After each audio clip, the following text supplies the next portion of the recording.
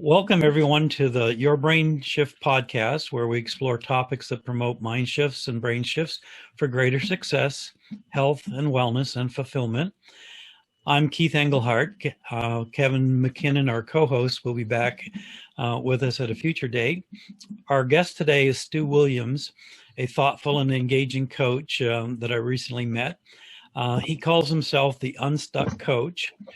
He coaches overwhelmed professionals to make tough decisions and take consistent action to their ideal life. When Stu shares his own transformational journey from a 9-to-5 job to business owner and coach, he points out that he realized that his previous work in the construction industry was not fulfilling him, and what he was doing was not sustainable, not from a financial perspective, but emotionally and at the core of his being. It was just not a match for his psyche. He says, as a coach, he helps you avoid sabotaging thoughts and behaviors for others.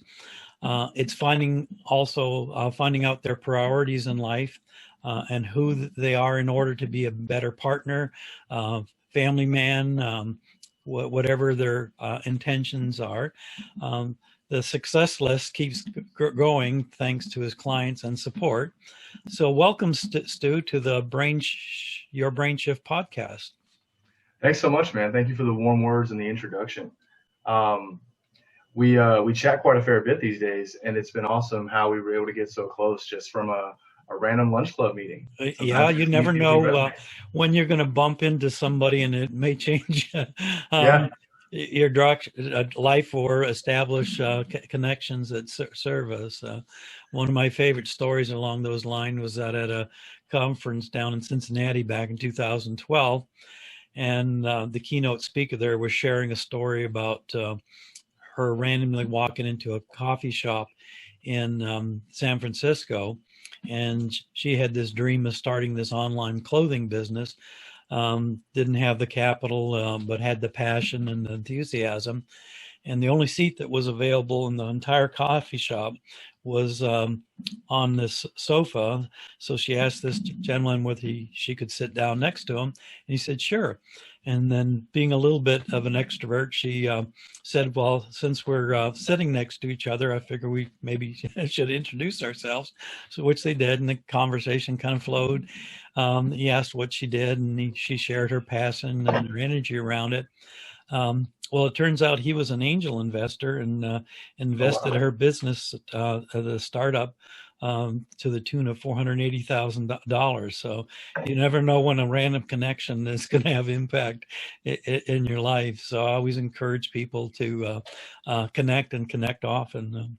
Yeah, absolutely. Yeah, it's it's sometimes the expression, it's a small world. I mean, you just bump into people you hadn't seen in forever, or you bump into people that'll change your life in a moment, and it can be really fascinating. Yeah. So speaking of changing lives, we're both in that same business. So tell me a little bit about your journey into coaching. Okay. So I've always been a part of some type of mentorship opportunity, which is a little bit different than the coaching space, but really it got me focused on my priorities. And I got a lot of this from my dad, actually. He was heavily involved in the scout troop that I was a part of. And he was heavily involved in the community through a couple of different semi-public, semi-private initiatives. And my mom was a big kind of community service advocate as well. So I really kind of stuck with the mentoring route. I stuck on after I got my Eagle Scout and Boy Scouts, and was like a junior assistant scoutmaster, and took up leadership opportunities at my diversity fraternity in college. And eventually it really peaked professionally when I was in the corporate world, when I had the opportunity to, really manage one of the rotational programs with a company called Skanska. And it was a great opportunity. It was a 2-year rotational program. You would basically switch job sites every 4 months, have a new team, have a new mentor, performing different duties. So it was very, very fast paced. And that really got me thinking about development and actually professionally working in like the development space of other individuals. I ended up moving companies, and so that opportunity went away. But it just kind of got that idea in my head that, man, I really, really like building minds rather than building structures. And it's like the one-on-one connection to the end user, like rather than, me putting up a highway that or a hospital that would help like hundreds of thousands, millions of people, who knows, over the course of the years. But it's being able to like directly tap into somebody who's struggling, who kind of, especially someone that can kind of relate to me on where I was in my previous journey of feeling stuck on the life path that they're on. Like, whether it's parental pressure, societal pressure, we've talked a lot about, different environments and cultures and how they affect you. And, for me, I just felt like I was going down the wrong path. Like I was, good at the math and science. So I was told to I wouldn't say told, I was kind of nudged in the engineering direction. And yeah, it just, it made sense to me. It was fun for a while, but I didn't have like that passion. Like I wasn't like lit up to go to work. And eventually, because I wasn't lit up to go to work, it kind of slowly wore on me. I actually stayed in that industry for about 6 years, knowing after the first month that I didn't want to do it anymore. But I don't know if I fully was able to admit that to myself. I brushed it off. I pushed it down. I was like, there's no way. What are you complaining about? And yeah, I mean, it just eventually it led to the first burnout, which is when I left that first company. And then it led to the second burnout. And at the second burnout, I was like, I'm done. I'm making a change, with the definition of insanity, right? Doing the same thing over and over again and hoping it changes. So yeah, I mean, I just cut out, and I already had my coaching certification lined up. I'd had various bits of related experience throughout my whole life, both personally and professionally. And I just said, you know what, we're doing this. I've been hearing about coaching for a long time, wanted to get into it. Earlier I had considered even becoming a therapist, but then this is like a potential stepping stone for that, or maybe therapy is an add-on in the future, leaving that open. But when I heard that there was a profession where you could go in and help an individual accelerate their growth or figure out why they're unhappy or why they're not feeling fulfilled and help them get to that process, I mean, it's everything I ever wanted to do. And here I am. Yeah, I love that insight about working with minds rather than structures.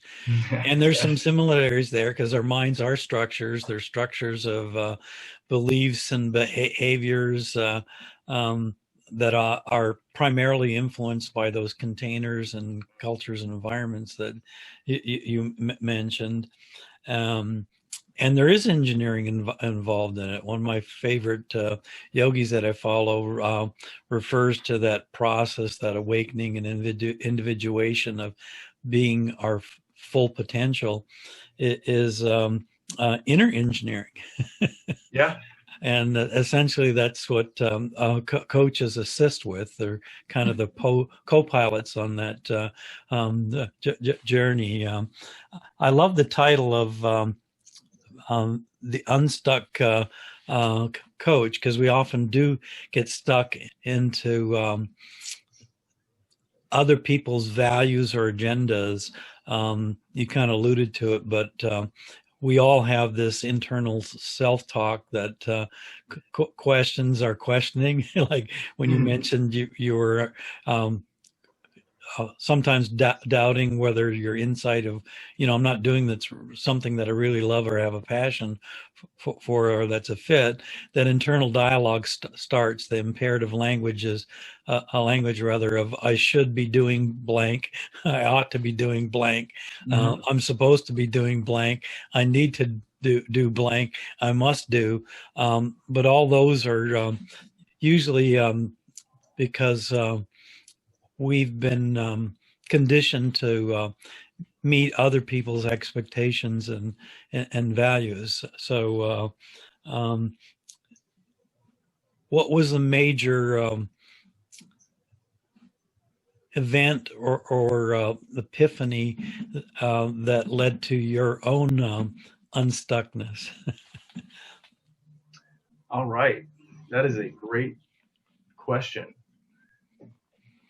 I have a lot of little things adding up over the years. It was like for me, it was very much maybe a gradual shift, but I think, no, I think what it really came down to was when I finished when I finished my last um, portion of work that I like fully self-managed on the Davie Hospital.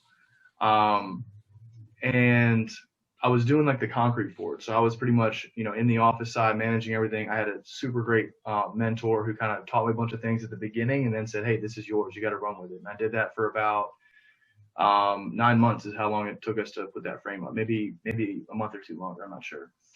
But when I got to the end of that and I saw the structure standing, I was like super amazingly like proud and rewarded with what we had done, what the team had put together.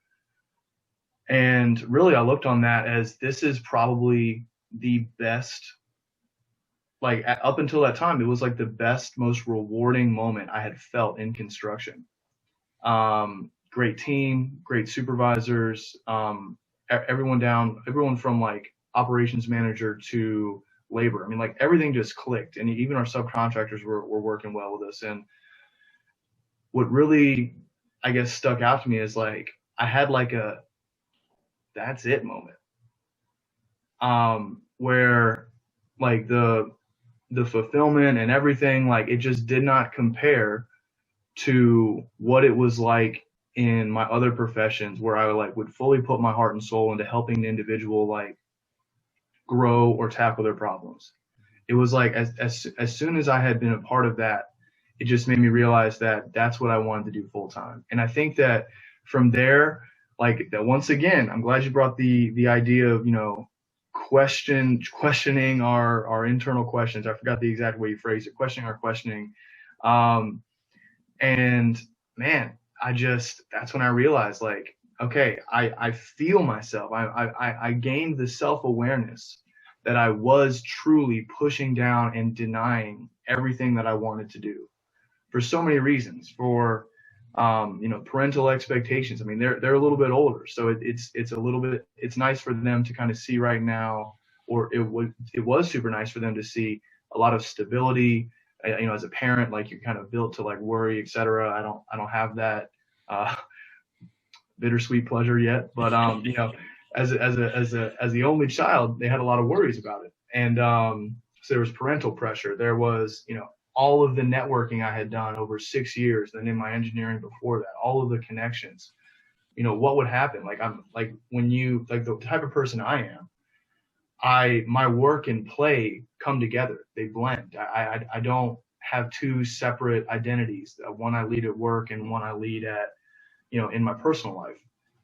And when I'm encouraged to do those two things, I can never find like congruence and peace in my life. Like, yeah. So yeah, I mean, I basically was very, very scared. Not to mention financially. I mean, I was walking away from a very lucrative, essential business, as it's been deemed this year with all the craziness. And but I did what I had to do. I knew what my calling was, and it was to, as you kind of repeated it, build minds. I mean, and helping. You mentioned like the structuring process, and like I just in those instances and the following days, weeks, months up until I finally left in March, I just couldn't help but replaying all of the different components that went into building this structure. And I was like, I like the idea of building components in a mind. Like it's the same thing. Like there's, you can set timelines, you can set objectives, you can break it down, you can literally reverse engineer like how do you hope to be and hope to operate and hope to live.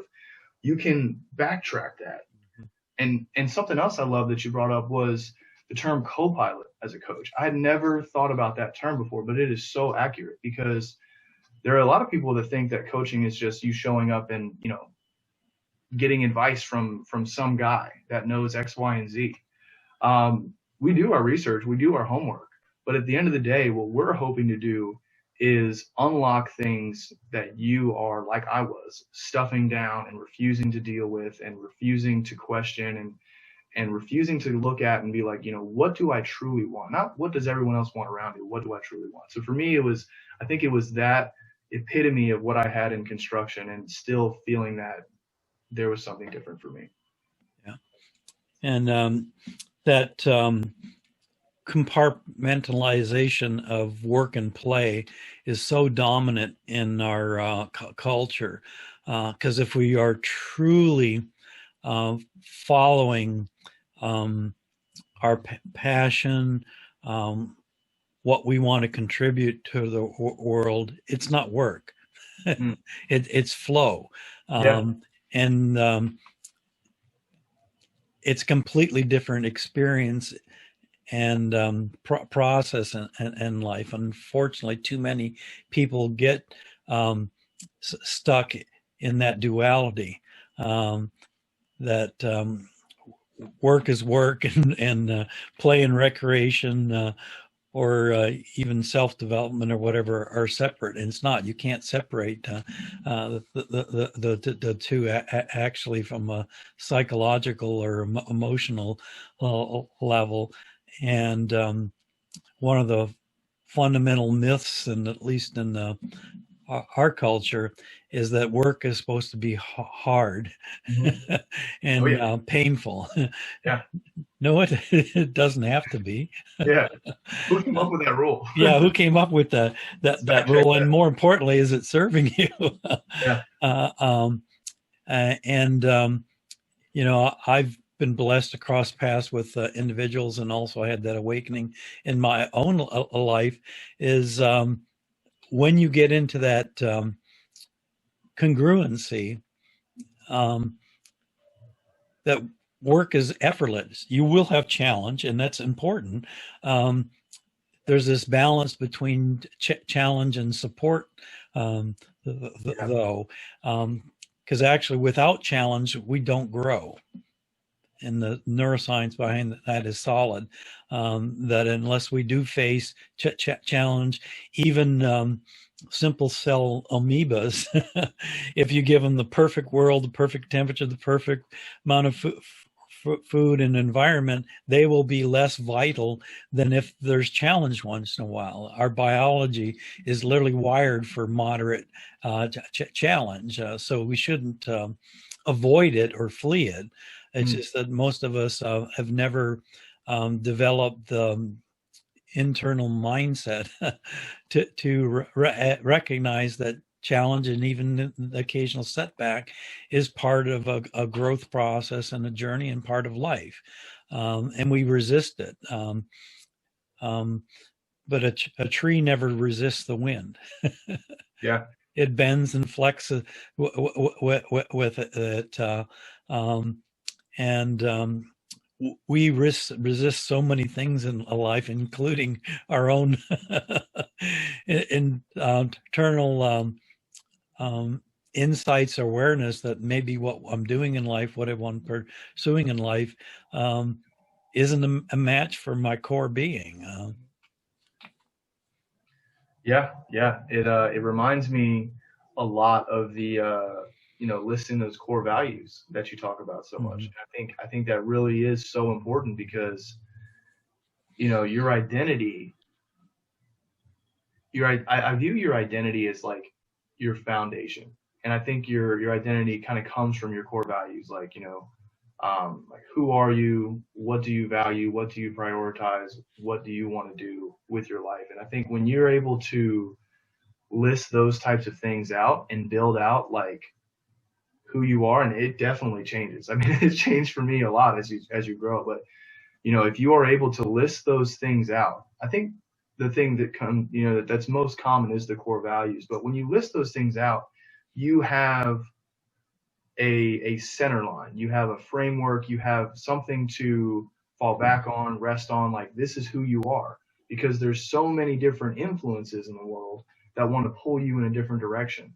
The tree kind of bending and flexing in the wind. I mean, it's such a great analogy. Like, the tree has literally no idea, to our knowledge, it has no perception of which way is the wind going to come from, what's it doing, etc. And to me, that reminds me of like the visualization of life. Like, we have no idea what's going to happen. Like, It could be a great event today. It could be an unfortunate event today. It could be it could be all kinds of different types of stuff. And whether it's good or bad lies in the beholder, and, deeper meanings and lesson learned, etc. But you don't know what's going to happen, just like that tree doesn't know. So if you try and resist it, if you do anything other than accept, understand, and then move forward with it, you kind of get in your way a little bit. And that tree doesn't try and stop the wind, like you're saying. It doesn't resist it. It just goes with the flow. It grows, and as it grows, it adapts to its environment. I think one of the coolest things about trees is when you see them, like, they've either fallen over and they bounce back up. That happens a lot with palm trees down here in Florida. Yeah. Or they reach a certain direction for the sunlight because that's what they're going after. And everybody has those choices. It's just, sometimes you have to take a longer route, like that tree going around something else. So, but whatever it is, you just kind of got to figure out, like, what do you want? Who are you? And kind of choose and flow in that direction. It doesn't have to be this grind that's right. made out to be. Yeah, because our grind in most cases, or in acute cases, any pain, angst, or anxiety that we have around our current circumstances are coming from that we're resisting them, and or the path that I'm currently on is not congruent with who I am, my core being, and my core values. That's so fundamental to, in my view, to success and fulfillment. And most people don't know what those are. Yeah, they've never given any thought or reflection to it. When a lot of it is obvious and it's around them, we, in our surroundings, all you have to do is look around the room you're in, and you'll see objects that kind of reflect your values to some degree.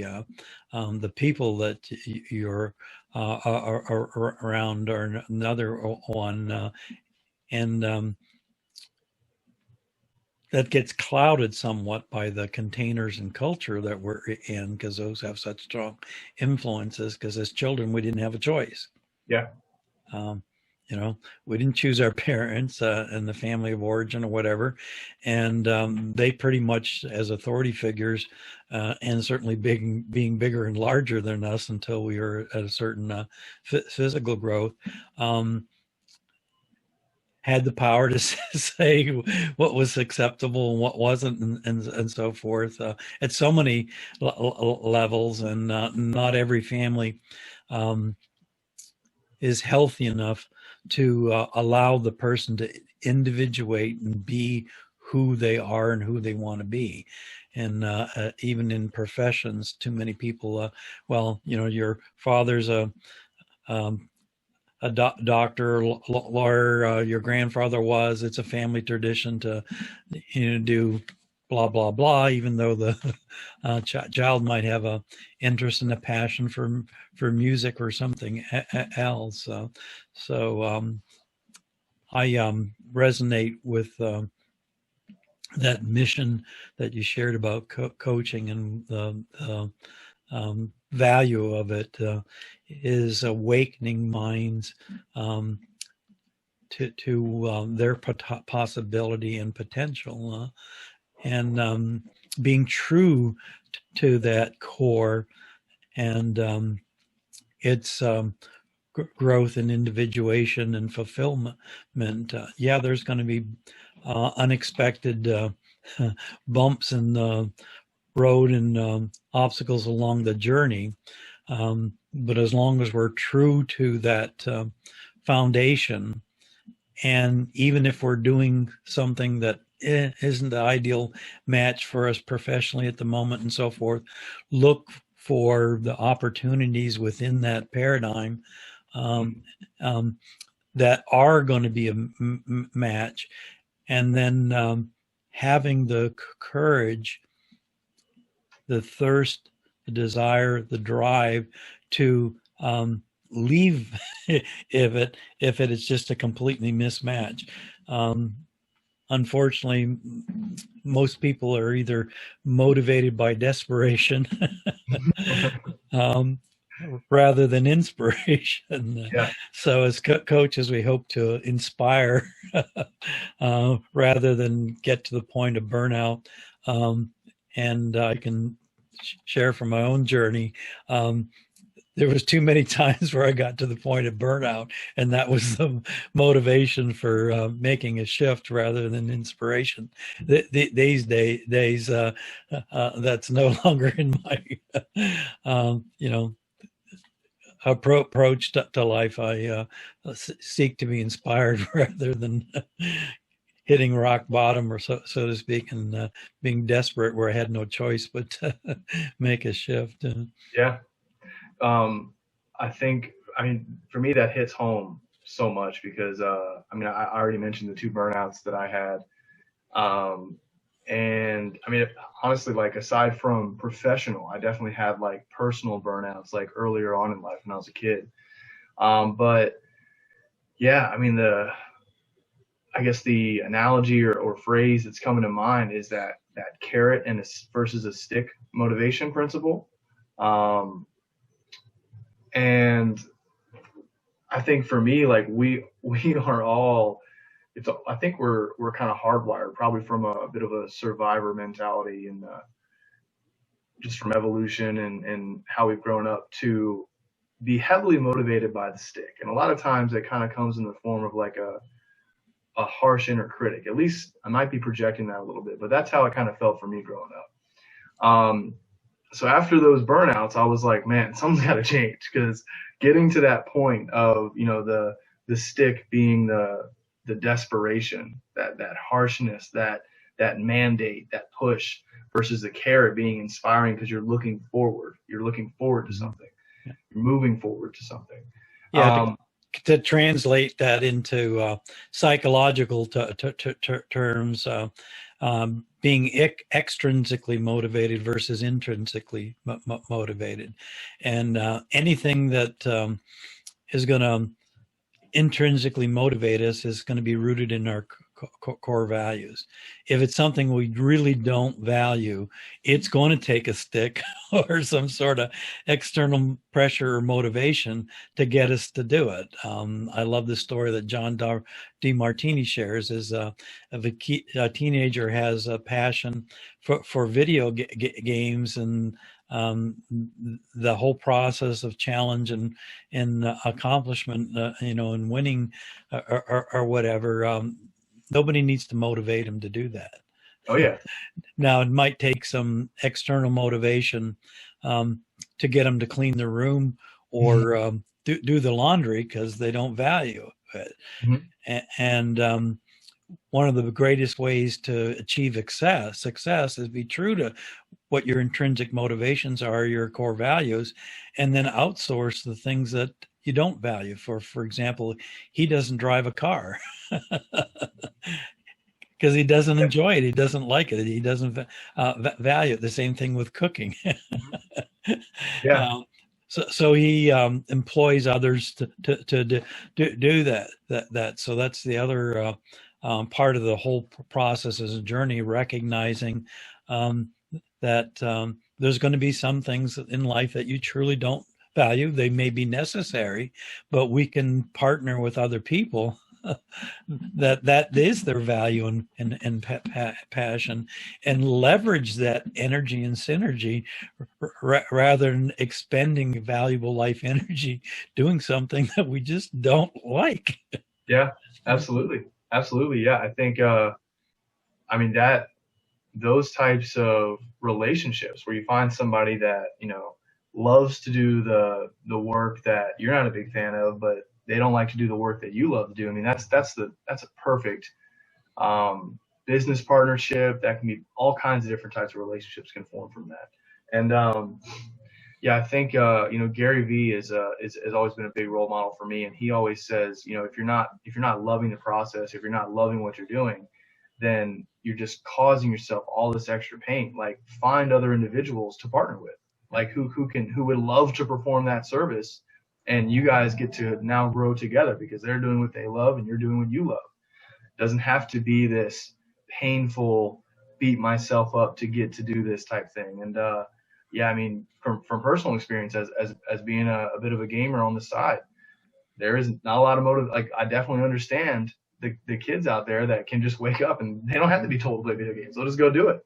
So how can you kind of, it kind of taps into something that me and my buddy Kobe talk about a lot is, how can you build a life that you don't need to take a vacation from? Like, you enjoy it. Like, you literally wake up excited to do it. You don't have to escape anything.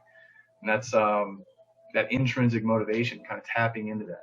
Yeah, good call. Because then our energies are amplified rather than diminished. But if we're fighting, and or certainly if we're reaching the point of pain or burnout, frustration, or whatever, that's our biology in life and telling us that we're being incongruent with our values, that we need to make a pivot in another direction, or offload those things that we don't enjoy doing.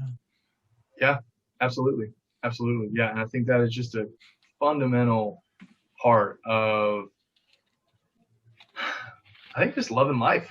Cause I remember having that dichotomy of like, man, I'm forcing myself to go to work. And then it's, when work's over, now I'm like free. And it's just like this crazy, like almost bipolar sensation of going from the things you don't want to do for this amount of time to, oh my God, this is freedom. And you just bounce back and forth between those extremes. But the closer you can tie intrinsic motivation and doing what you love to life. I mean, for me, that has been a monumental shift in like my mental health, my well-being, my physical health, everything, my relationships with the people around me, including my parents, who I actually harbored a lot of resentment for up until this year because I deep down was doing what I felt they nudged me into.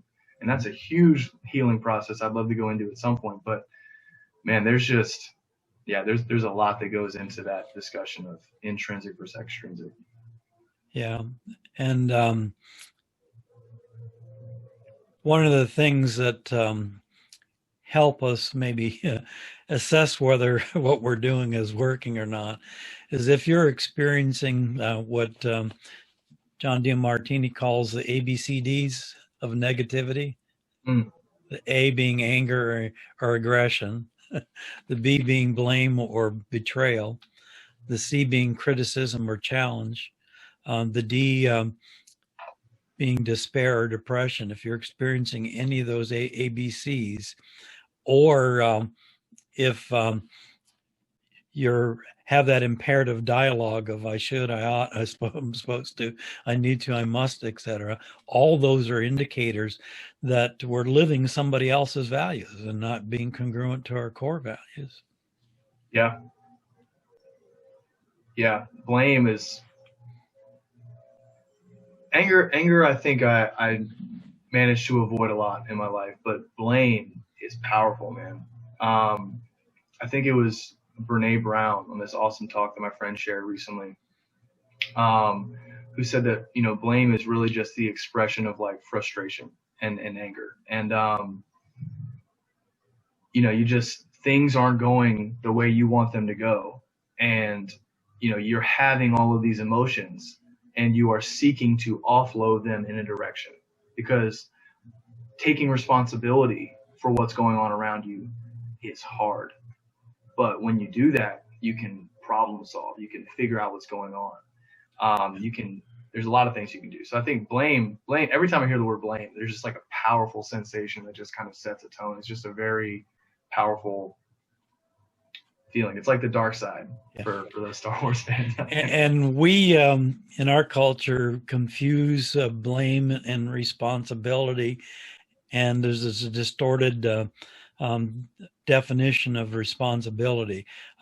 Responsibility is often interpreted, well, there has to be somebody to blame. They have to be responsible for whatever the undesirable outcome was. And then when you look up the definition of responsibility in the Webster's dictionary, it's the ability to respond. It's responsibility. Do we have the ability to respond to whatever is going on in the environment, and the resilience to weather challenge? It's not about assigning a blame for something. The external circumstances are just externally circumstances. It's the wind blowing. Yeah. It's nobody's fault necessarily. But we do get into that trap of blaming others, blaming ourselves, etc., instead of having the vitality and resilience to respond. Yeah. I love that definition so much. I can't believe I've never heard that before. That's so great. Like responsibility, the ability to respond. That's huge. I mean, to me, that actually reminds me of a Stephen Hawking quote that I'm going to paraphrase because I don't remember it exactly, but he basically says that intelligence is the ability, or is the ability to adapt to life circumstances, your adaptability. And to me, I think that's huge. And I've always been an advocate that individuals can raise their intelligence. And I think to me, that totally, obviously the first thing that comes to mind is, oh, well, there are some people that pass this IQ test and others that pass this one. For me, I define intelligence by that. Like, how quickly are you able to adapt to what's going on around you? Yeah.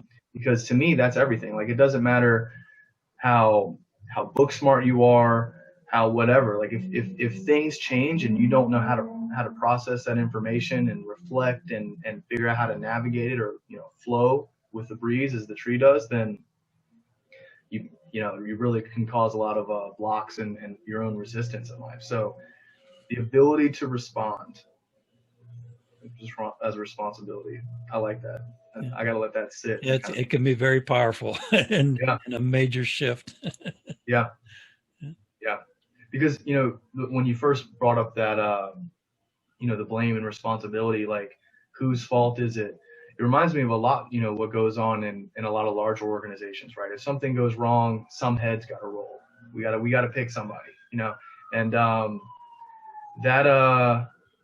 that mentality, it almost, really just having this idea for the first time. So who knows what it's about to turn into, but it just kind of reflects the fact that overall, like, when it comes to public perception, like, there's always, like, who does the public want to blame? Like, who can we, like, kind of put out there as, this is the individual, this is why I went wrong, they are no longer with us. And it really kind of makes you think there's a lot more blame going around out there than we're aware of. Well, to me, it's an indication that you're not willing to adapt. That you're looking for, okay, this was the problem, it's an anomaly, we got rid of it, instead of maybe adapting to the challenge or whatever was considered to be a pain point, to the degree that you had to extinguish it. Yeah. Pain points are powerful. It's so interesting how I never really learned that terminology until this year. But yeah, I mean, at the end of the day, if you can identify your pain points and identify your desires, and then tie a solution from pain point to desire. Yeah, because they're indicating either something you're doing isn't matching your core values, or it's a nudge for an awakening opportunity to adapt, grow. And nature always puts in situations in front of us for our evolution and our growth. We don't always recognize them as such because we're projecting our own expectations or the expectations of others onto the situation or the outside but the outside events, situations, whatever's going on exterior to us is completely neutral. If you question that, all you have to do is look at what triggers me may not trigger somebody else. Yeah. Same outside objective circumstances or events, but my response is my own internal response based on, past indoctrination, my own beliefs around things, and over the years, it's been a slow process, a little bit more accelerated in my later years. But again, circling back to one of the yogis that I follow, the only thing we know for sure is what we experience. Yeah. Everything else is belief. Yep. If we go through school and we learn this, learn that, and so forth, most of that knowledge, 99.99 or some large percentage of it, is taken on faith and belief. Yeah. Yeah. Because we've never had the experience that created that insight or knowledge. So the only thing we know for sure is what we experience. And unfortunately, most people avoid experiences, especially if they're new or if they're different. Because fundamentally, at a biological level, our brains hate change. Yeah. They like to stay with established patterns. Yeah, I think, sorry, were you about to say? No, that's yeah. The established patterns it's tough. I mean, because like you said, like you get into habits. I mean, that's a reason why it's tough to break habits. Like you get into these things and there's a lot that has to go on, a lot of pain points, a lot of desires, a lot of, both the right combination of challenge and support, to come back to that thing, because I do love the way you put that always, to kind of make that shift happen. Man, there's one point. It's on the tip of my tongue that I'm gonna have to come back to, that you brought up, that I thought was awesome. Yeah, let it incubate. And that's the function of a coach. It helps you progress through that quicker. Because they are going to be nudging your questioning about a certain perspective or belief, etc. And opening up, your awareness to possibilities. Yeah, I think regarding coaching, I mean, I think one of the favorite moments that I experienced as a coach, and I know a lot of others experience as coaches, is when you ask somebody a question, like they're talking to you, right? They're talking to you about, their issue, their beliefs, and then all of a sudden you hear them make an assumption. And something about the assumption they just made sounds kind of weird. Like my gut feeling is like, wait a second, can you go back to that? Like, let's focus in on that real quick, because it sounds like you don't believe X, Y, and Z about yourself. Or it sounds like this is what you want, but you just said something else right here that contradicts that. Like, do you actually want this? Or is this a want that society, parents, whatever, has all of a sudden jumped on and latched on like a little like parasite, like, and it's clouding your vision. It's making you think this is what you want. It's making you think that this is success to you. But in reality, it might be success to them, and that's okay. But what is actually success to you? And when you have that moment and you've like created this space in this conversation where somebody is all of a sudden like, holy crap. There's a lot of words I could use right there, but I'm going to go with holy crap right now. and you just, this feeling, this sensation, like you can see the relaxation, you can see this new awareness, you can see, wow, I've been convincing myself of this whole time. I've kind of like my experience, like they've, been stuffing down this gut feeling, this idea that I have, because I've been told that if there's a better way, but what's your way and how do you want to do it? And I think that to me is such a awesome brain shift. Look at that. Right. Yeah. And along the lines of the brain shift, a powerful shift is to redefine one's definition of success. I've worked on that over the years, and the one that I am using that may shift in the future, but the one I'm using is, we get sucked into a lot of other people's definition of success. It's financial success, it's fame, it's whatever.